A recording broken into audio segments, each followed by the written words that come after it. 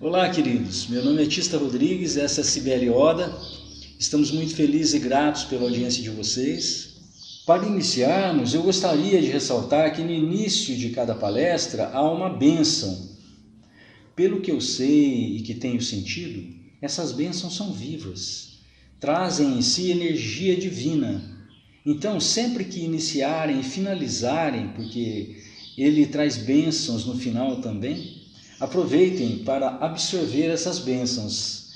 Elas são presentes, são primores. Então vamos lá? A compulsão para recriar e superar as mágoas da infância. Freud disse que se um dia a gente descobrisse como era a estrutura da angústia, que isso iria explicar muito do ser humano. E este livro é um verdadeiro tratado de explicações exatamente sobre isso. Esse capítulo que estamos iniciando hoje, eu considero que seja o mais contundente, o mais significativo de todo o livro, porque ele trata de uma problemática que é o maior entrave na saúde dos relacionamentos humanos e também a causa de maior perturbação psíquica e de doenças que eu conheço na humanidade. Mas o autor já começa com uma boa notícia. Como as crianças muito raramente recebem suficiente amor maduro e bondade, elas continuam a ansiar por ele durante toda a vida, a menos que a falta e a mágoa sejam reconhecidas e devidamente manejadas. Opa! A menos que a mágoa e a falta sejam reconhecidas e devidamente manejadas, portanto, logo de começo, o guia nos dá uma boa notícia. Isso significa que se a falta de amor maduro e a mágoa que ficou dessa experiência negativa, infantil, forem reconhecidas, poderemos ter esperanças. E como é que funciona isso? Sim, é que você não pode fazer nada com aquilo que você não reconhece. Claro, né? Você só pode tratar daquilo que existe. O que não existe para nós, não existe na nossa perspectiva, na nossa realidade. Portanto, não é possível fazer nada. Mas quando reconhecemos aquela ferida, podemos começar a tratar isso. Isso é muito interessante. E o que devemos reconhecer afinal? A dor que passamos, a falta de amor que tivemos. Porque isso não é fácil de reconhecer, não. É difícil reconhecer que nossos pais não foram tão bons quanto gostaríamos que fossem. Não foram perfeitos como gostaríamos que fossem. Quando a gente descobre os defeitos dos nossos pais, acontece uma ruptura exatamente aí. Como não podemos aceitá-los assim, até porque para uma criança muito nova, os pais representam a sua proteção. E percebê-los fracos, falsos e maus não é possível para uma criança. Obviamente que ela irá achar que ela é que é má, ela é que fez errado, que é uma errada e que não é boa o bastante. Essa é a razão de muitos problemas. Olhar para a nossa infância não é uma coisa que todo mundo gosta de fazer. Alguns têm mesmo muita dificuldade. Mas se olharmos sem medo e pudermos sobrepor essa realidade de agora com a realidade de ontem, ou seja, se você puder olhar com o olhar do adulto que é hoje, mas com um olhar, digamos, transgeracional, cheio de compaixão e gratidão, você conseguirá integrar qualquer ferida interna. Porque afinal, embora seus pais realmente foram imaturos, descuidados e pouco amorosos, eles fizeram o que puderam dentro daquilo que possuíam. Você precisa olhar para isso com a certeza segura de que eles também possuíam uma criança ferida e certamente você, no lugar deles, talvez não conseguisse fazer melhor com o que eles tinham na mão. Não foi fácil para eles. E eles fizeram o máximo que podiam. Isso você precisa saber, precisa ter certeza, precisa sentir verdadeiramente. Então, resumindo, em primeiro lugar, você precisa olhar e ver a raiva, a ira, o medo ou a vergonha que sentiu, sem defesas, sem censura, sem medo e sem julgamento. Veja simplesmente, olhe para o seu passado e constate que seus pais não foram o que você gostaria que fossem. E permita ter sentido raiva ou medo, ou seja o que for que você sentiu. No entanto, você coloque sobre isso a visão clara de que eles fizeram o que puderam dentro do que eles podiam fazer com o que tinham de conhecimento, de crédito, de amor maduro. É isso que o guia quer dizer com a menos que a falta e a mágoa sejam reconhecidas e devidamente manejadas. Quando você reconhece as suas feridas internas, fica fácil a continuidade do trabalho, porque é possível manejá-las.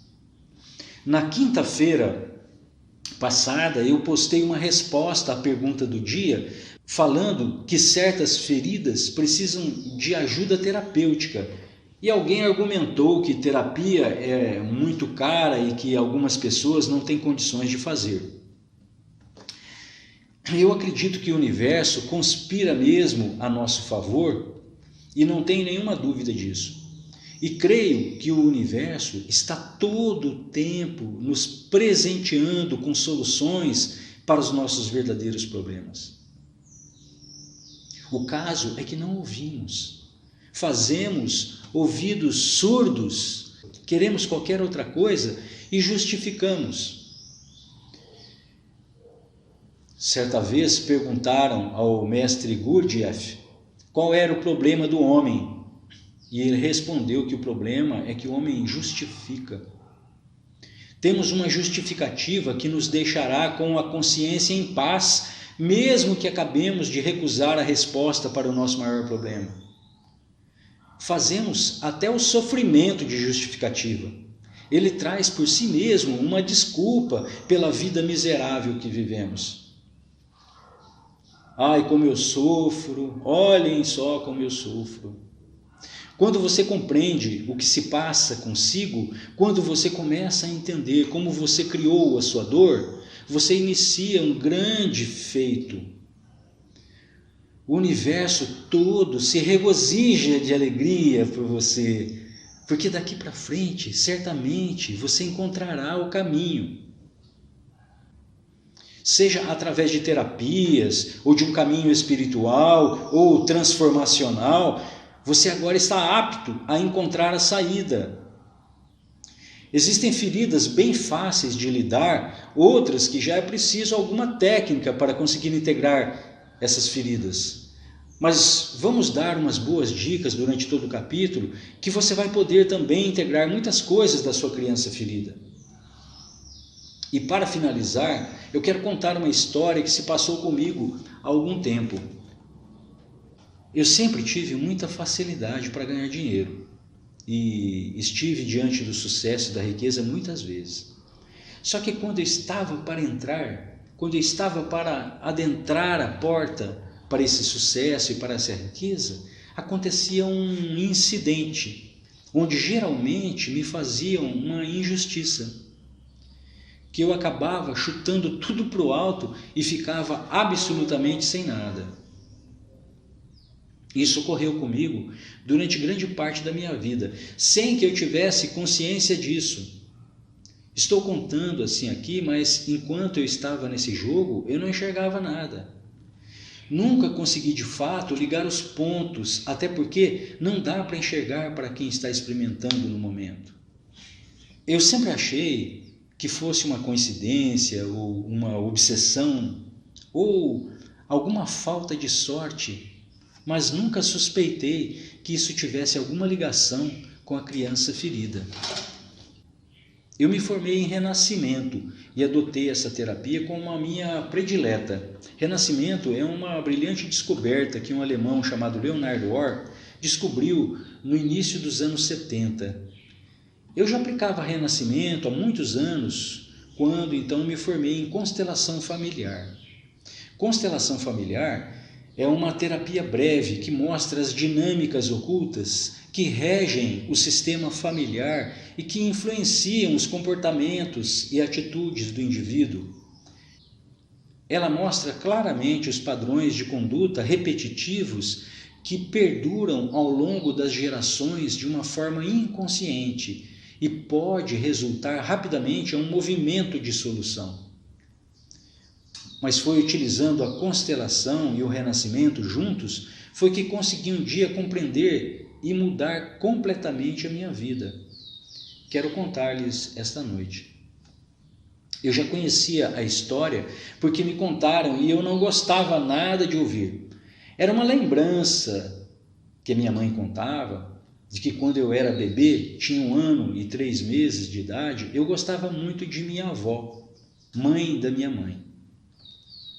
Morávamos bem próximos, no mesmo quarteirão, mas na outra rua, talvez uns 150 metros de distância. E num belo dia, aquela criança de 1 ano e 3 meses resolveu dar um rolê. Viu a porta aberta, saiu para a rua e foi para a casa da vovó. Não sei bem como, mas o fato é que consegui chegar até lá. Porém, no meio do caminho, encontrei um vizinho, que nos conhecia e me viu ainda de fraldas, de calça plástica, andando pela calçada, descalço. Ele ficou apavorado e foi lá em casa me caguetar.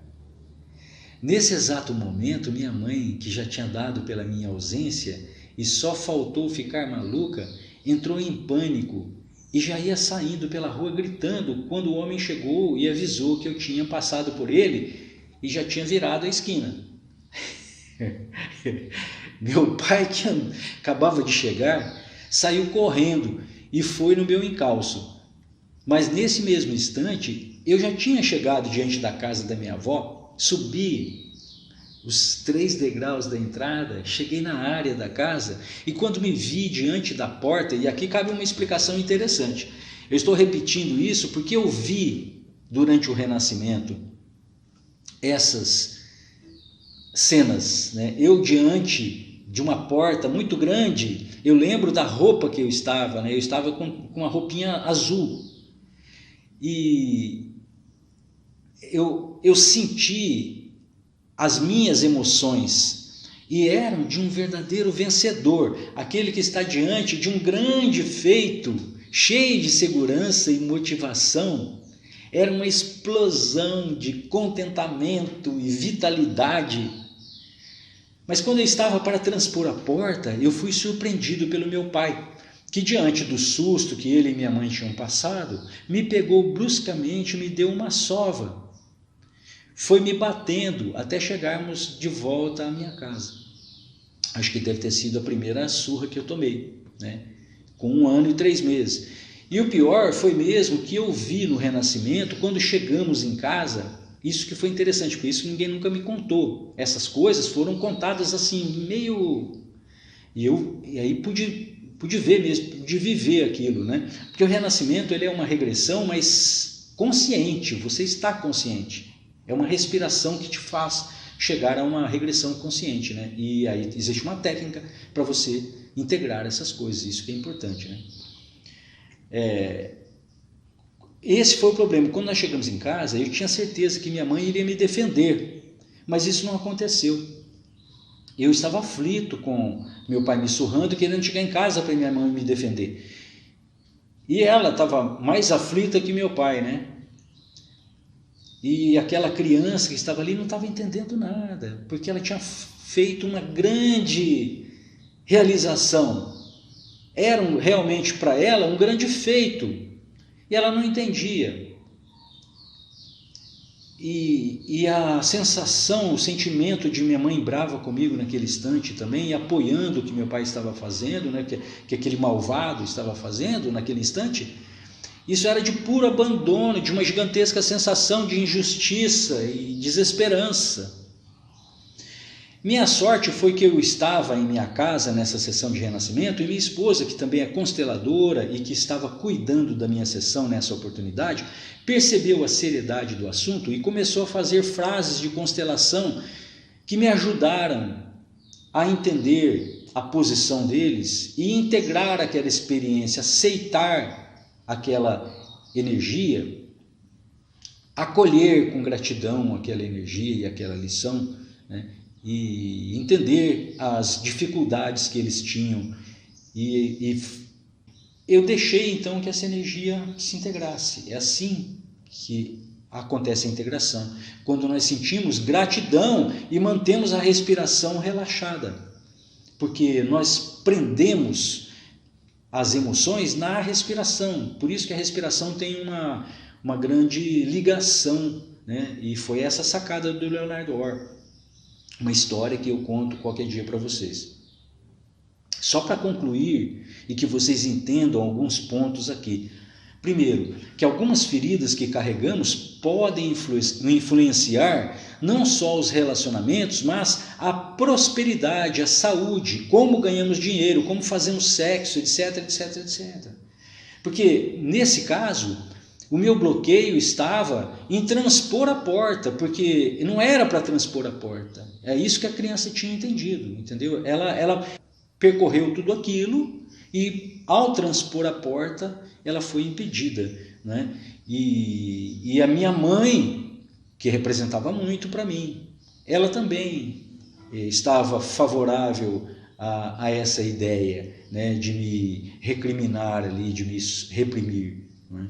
Então, se eu não deixasse aquela energia que estava naquele momento dentro de mim, aquela dor, sair, ela continuaria lá atraindo esses padrões para mim.